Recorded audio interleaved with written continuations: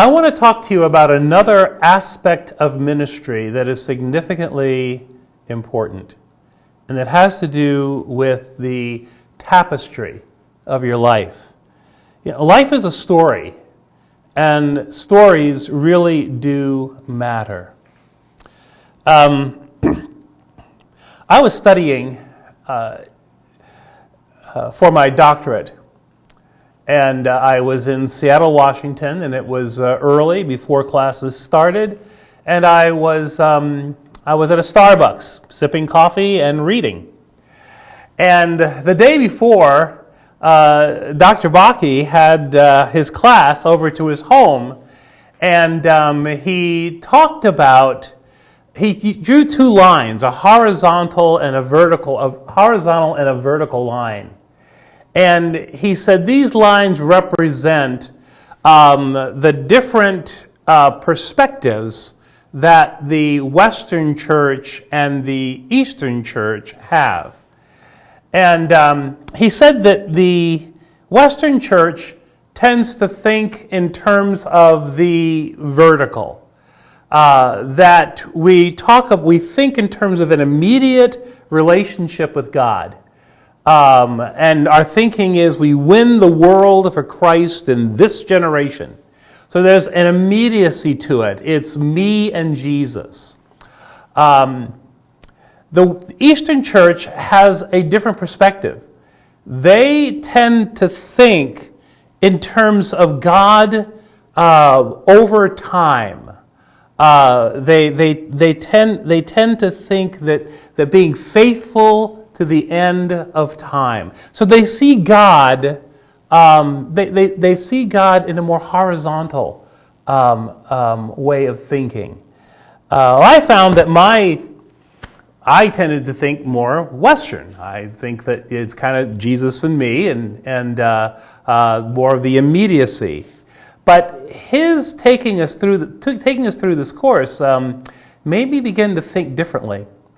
And I guess it impacted me more than I realized, because I was sitting in Starbucks having coffee, and all of a sudden, as I sat there and reading, something came over me, and it was almost like I heard a voice, and it said, "You are Theodore Roosevelt Travis III, the son of Theodore Roosevelt Travis Jr., and the grandson of Abraham Lincoln Mack."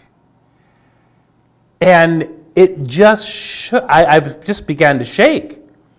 And I heard God seemingly say, he said, you are the son and grandson of these men.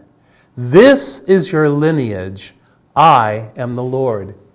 Now both my father and my grandfather were believers. My grandfather was a preacher. And when I was very young, my mom says he would take me in his arms and say, "This here is my preacher boy." My father, he died of cancer in a bleeding ulcer. But 5 years before he passed, he went through the similar experience that I went through. He became a believer. And so that was my Damascus Road experience. And I realized that God was playing a role in my life.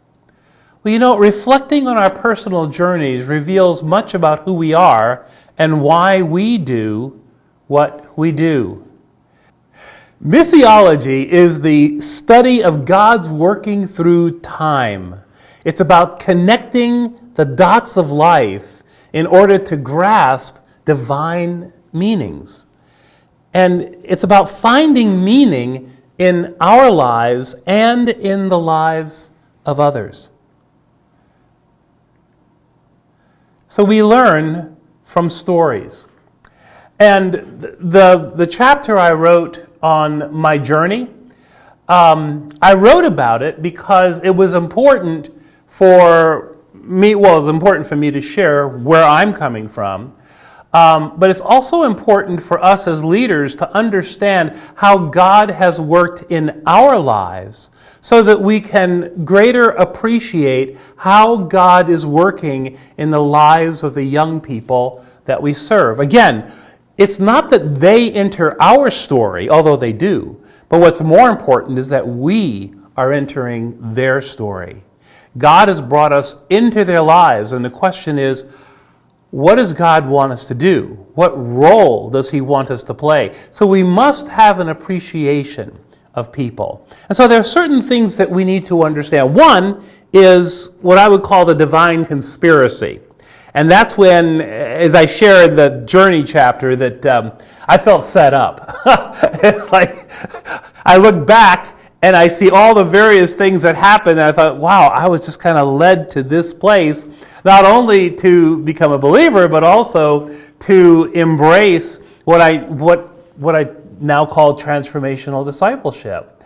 And that's called the divine conspiracy, being able to see where God is at work in our lives and how He has orchestrated things. It's important to appreciate that God is at work in our lives over time, and He has a purpose for our lives. To see that and appreciate that is important, especially when you're looking to see that in the lives of other people and affirm that God really does love them. The idea that image matters. It's the divine imprint that allows all other matters pertaining to identity to fall into place.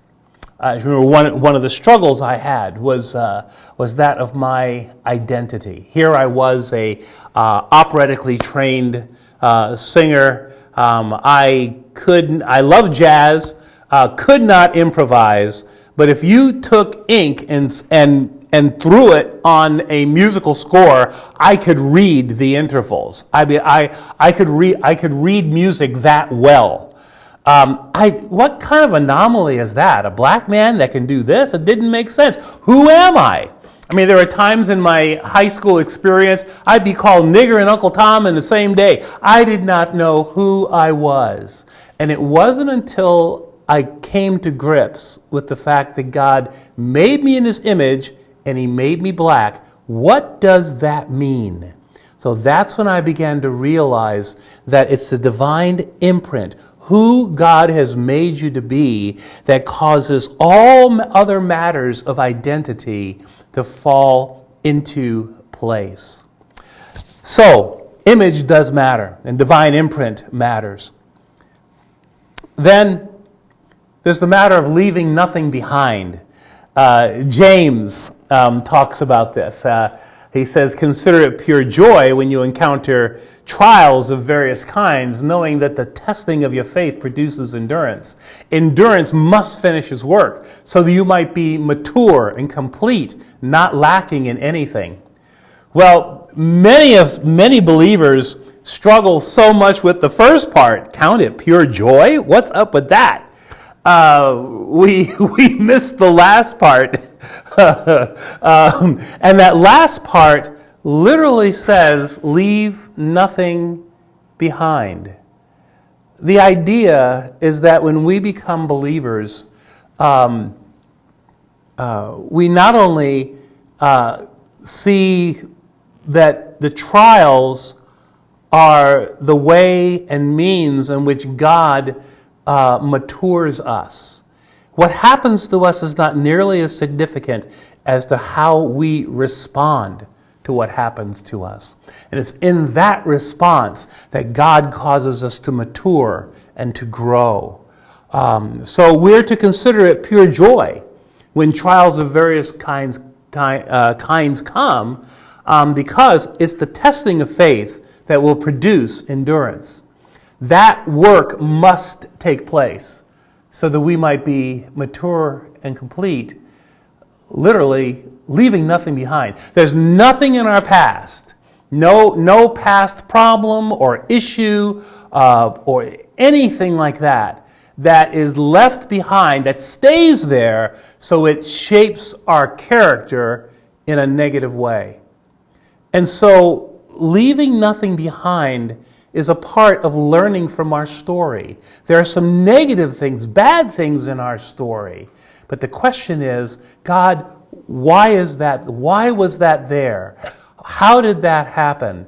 And then how do I respond to it now?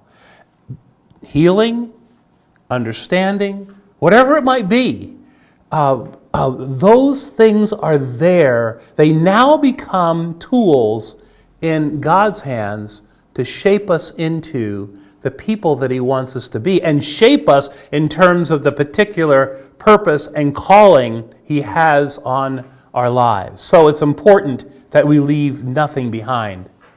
Then there's a matter of discerning truth. Young